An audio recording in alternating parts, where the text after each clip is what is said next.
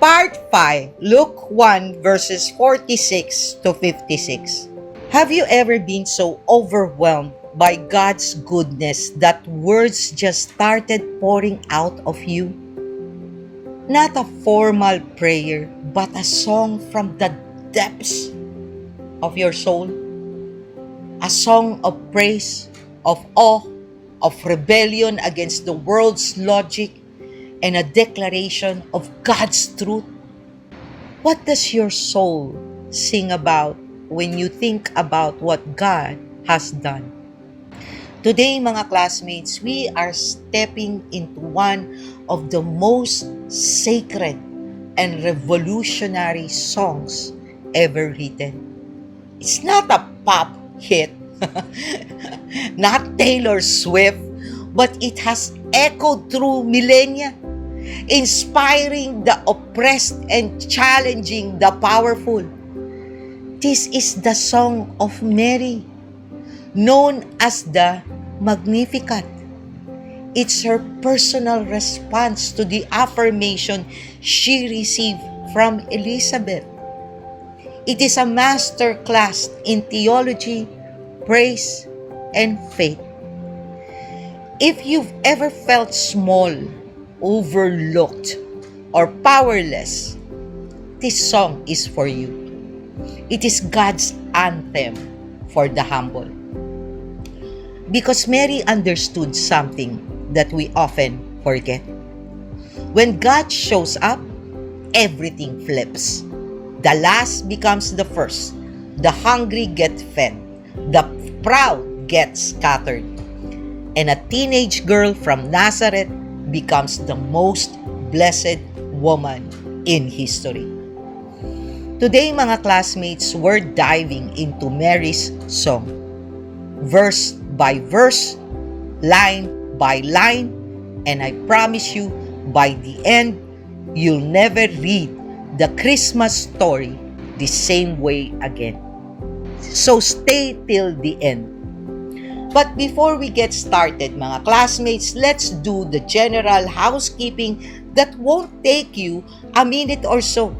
Don't forget to click that like button if you haven't yet. Subscribe to Pulot Aral and smash that notification bell so you can be updated every time I upload for our Bible reading and reflection. Contents like this, mga classmates, are not promoted by any social media algorithm. We are now in times when topics about God are not that popular anymore.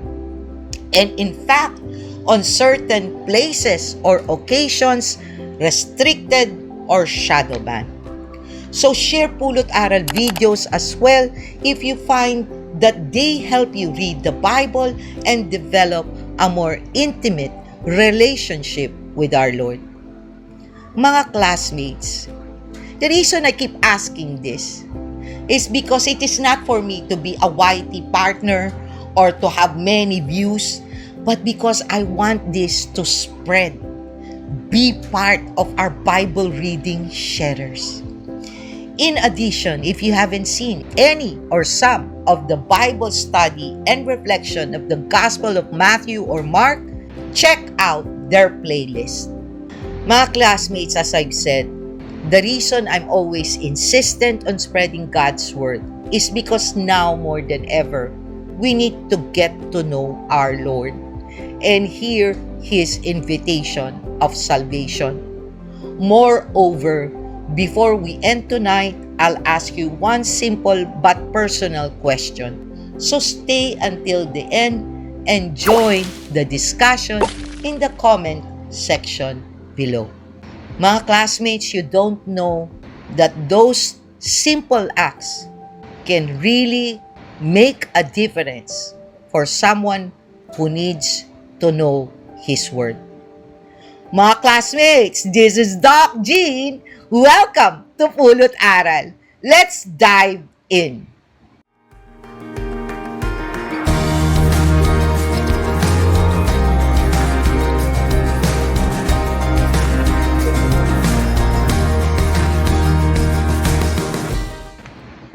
Before we start with our exciting discussion about Luke 1, mga classmates, let's pray and have the Holy Spirit bless us with concentration, discernment, and desire to finish reading Luke 1 all the way. Heavenly Father, you are our strength, our protector, and our truth. Keep us from distraction and deception, and reminds us always to wear your full armor against the enemy's schemes. Help me and my classmates to hear what you want us to hear, see what you want us to see, and live the way you want us to live. Lord, let your presence touch every heart watching this video. Remove pride, bias, and division so only your truth remains.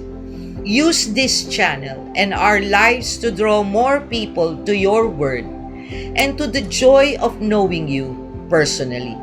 Strengthen our faith, deepen our obedience, and make our lives shine with your love so others may see you in us. Let them be moved, Father God, to help this channel grow so we can spread and build a Bible reading community who speaks your words. Increase our desire, discern will, obediently do, and delight more to live a life according to your will. This we ask through Christ our Lord. Amen. Before we start the general overview, context, and discussion, mga classmates, let's first read Luke 1 verses 46 to 56. I will be reading from the ESV version. Mary's Song of Praise, the Magnificat. And Mary said, My soul magnifies the Lord, and my spirit rejoices in God, my Savior. For he has looked on the humble estate of his servant. For behold, from now on, all generations will call me blessed. For he who is mighty has done great things for me, and holy is his name. And his mercy is for those who fear him from generation to generation. He has shown his strength with his arm. He has scattered the proud in the thoughts of their hearts. He has brought down the mighty from their thrones and exalted those of humble estate. He has filled the hungry with good things, and the rich he has sent away empty. He has helped his servant Israel in remembrance of his mercy, as he spoke to our fathers, to Abraham, and to his offspring forever. And Mary remained with her about 3 months and returned to her home. Mga classmates, let's now go to Luke 1 verses 46 to 56, general overview and context. Okay, mga classmates, let's set the scene. Mary is at Elizabeth's house. She's just been greeted with the Spirit-filled blessing. Elizabeth called her the mother of my Lord and pronounced a blessing on her faith. And now in response, Mary opens her mouth and sings. Now, don't expect me to sing, mga classmates, okay? Here's something fascinating. Mary's song is drenched in the Old Testament. It echoes Hannah's song in 1 Samuel 2. Another woman who was barren, who prayed for a child, and who burst into praise when God answered. Mary knew her Bible, She grew up in these stories. And when God showed up in her life, the words of her ancestors poured out of her. Let's break this song, mga classmates, down line by line. My soul magnifies the Lord, and my spirit rejoices in God, my Savior. Mary starts with worship. Not with her problems, not with her fears, not with, Lord, what will people think? She magnifies God. She makes Him bigger in her vision. For He has looked on the humble estate of His servant. That word, humble estate, is tapenosis in Greek.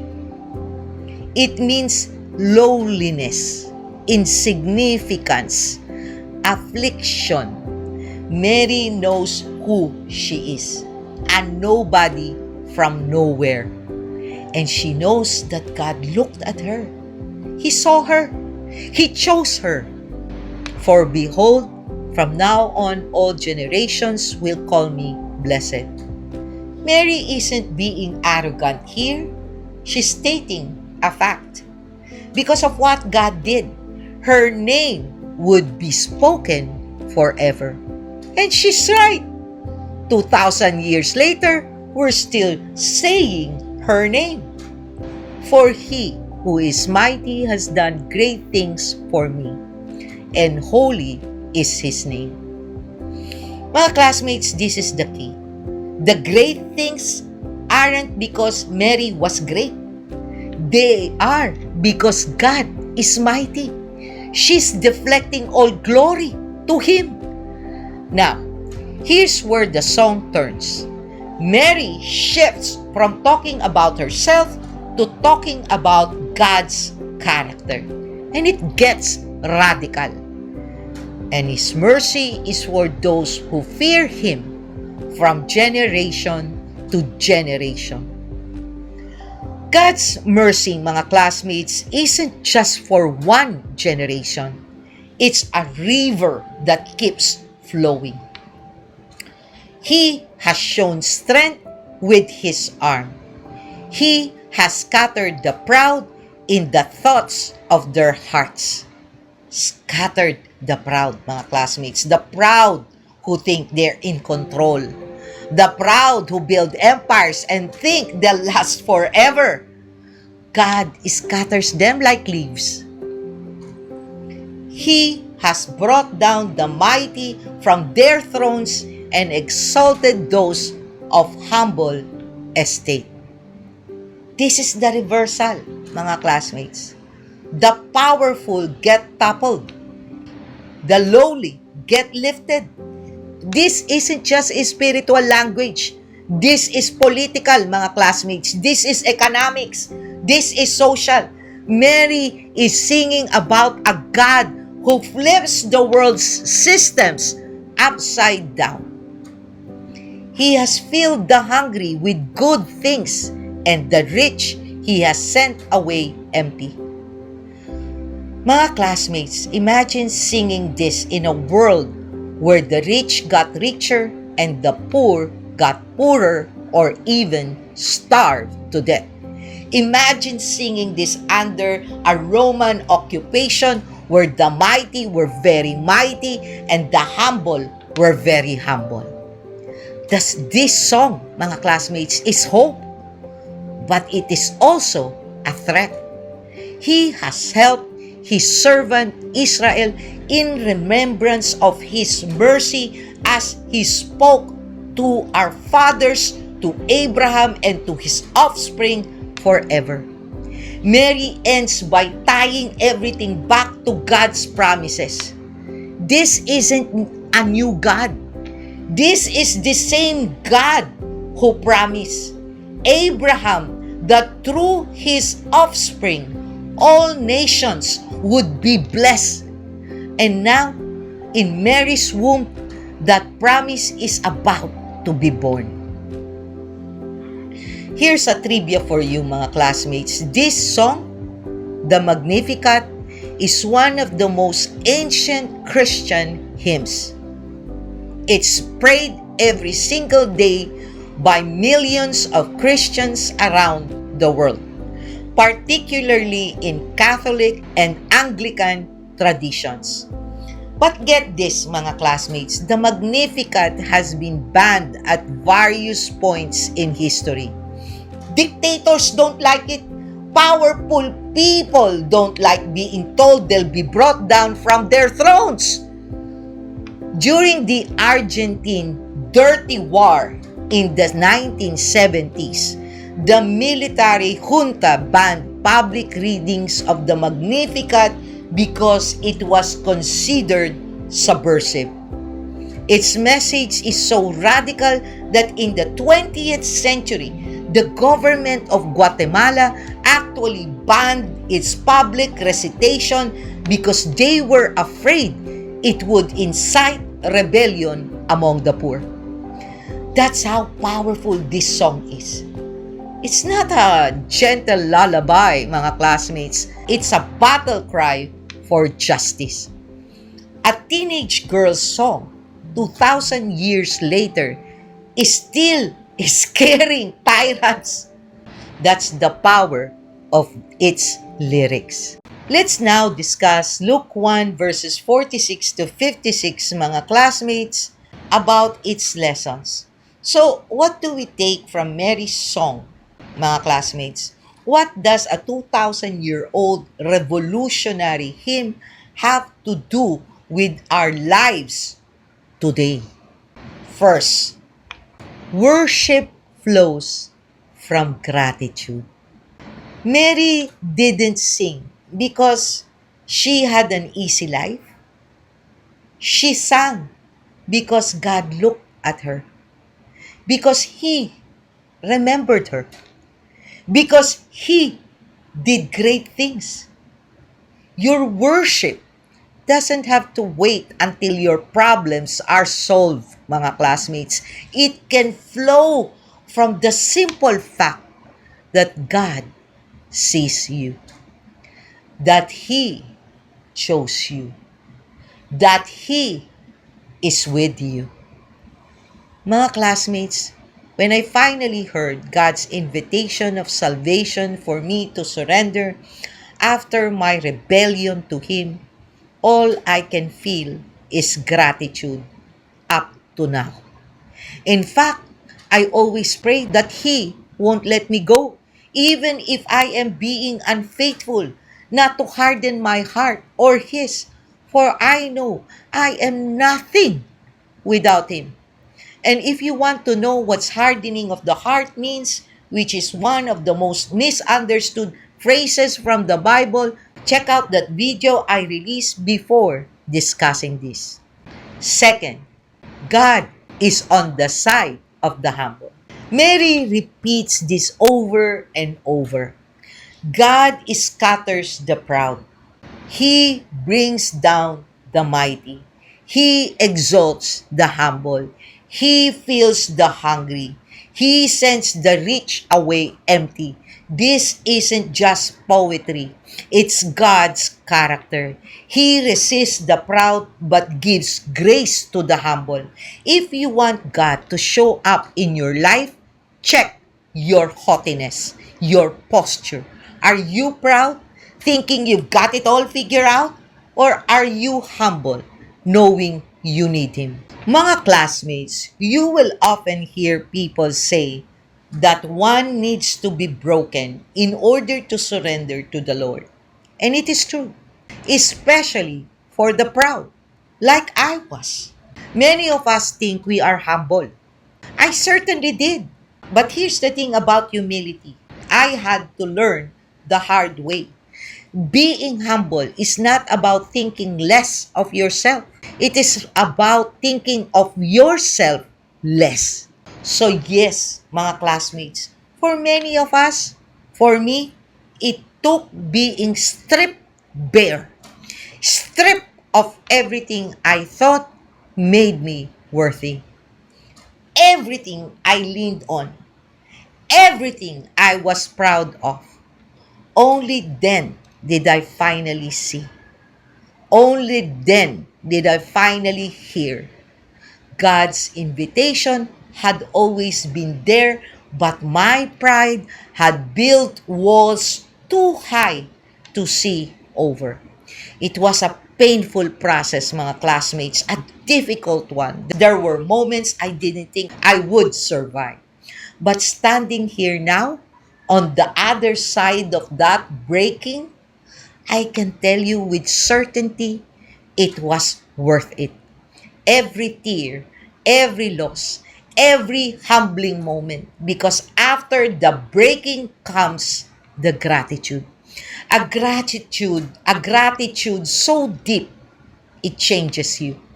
You look back and realize he never left me. He was calling all along. And when you finally answer, you don't just feel relief. You feel chosen. You feel love. You feel brought home. Only in humility, mga classmates, can we ever truly hear what He wants us to hear.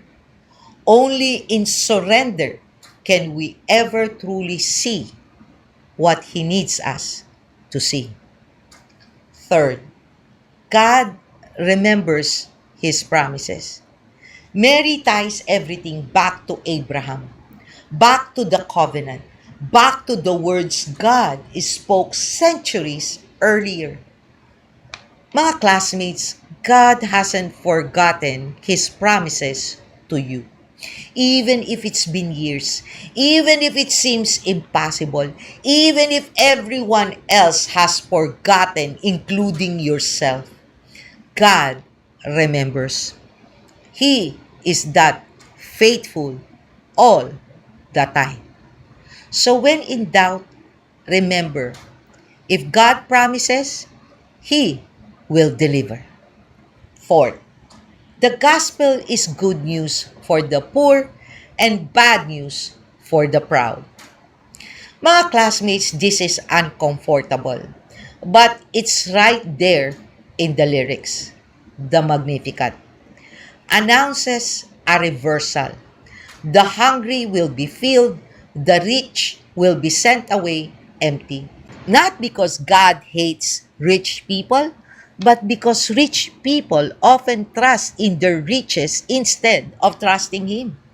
If you're comfortable, if you're full, if you're powerful, this song should make you examine your heart. Are you trusting in your position or are you trusting in God? As Proverbs 16 verse 18 states, pride goes before destruction, and a haughty spirit before a fall. Proverbs 16 verse 18. Fifth, your story is part of a bigger story. Mary ends with Abraham. She sees her pregnancy not just as her personal miracle, but as the fulfillment of a promise made thousands of years earlier. Your life is like that, mga classmates. Your struggles, your blessings, your yes, they're part of something bigger. God has been working for generations, mga classmates, and He's working through you now. Just like this pulot aral, mga classmates, it takes so much effort to put together. And that's exactly why I grumble. I catch myself saying, God, you asked me to do this. So do your thing. Bring the people you want to bring. Just please, let it not be wasted. And then, He gently whispers, pride. Because the truth is, mga classmates, every episode, every script o pulot aral, yes, I do the manual labor. My hands type the words. My voice records the audio. My face is on the video. But the fact that I can do it all, even with all my grumbling and doubting and questioning, believe me, that is a miracle in itself. And here's what He keeps teaching me.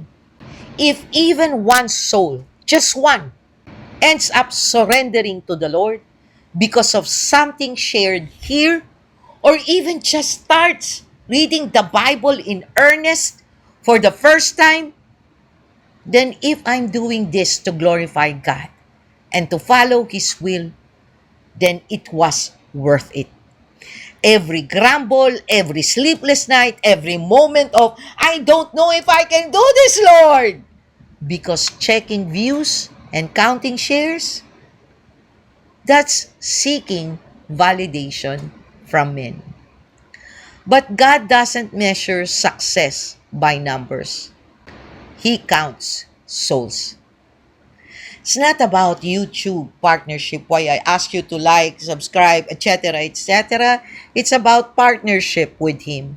So when I lose sight of that, He rebukes me gently, faithfully, and then He calls me to do it all over again. Only this time, mga classmates, with a little more cheerfulness, one video at a time. A little more surrender, a little more trust that He sees what I cannot. And I will keep doing it, mga classmates, for as long as He asks. Here's tonight's question. What are you magnifying more right now? Your problems or God? It's a very simple question but very revealing. Type your answer in the comment section below and let's have a meaningful discussion. Tonight, mga classmates, we saw that Mary's song is not sentimental. It's courageous. If you missed our episode on Luke 1 verses 39 to 45, watch that next. Thank you for joining me, mga classmates, in today's Bible reading and reflection from the Gospel of Luke 1 verses 46 to 56. Till next time, may God bless you all. Always stay safe and be healthy. This is Doc Jean. Bye!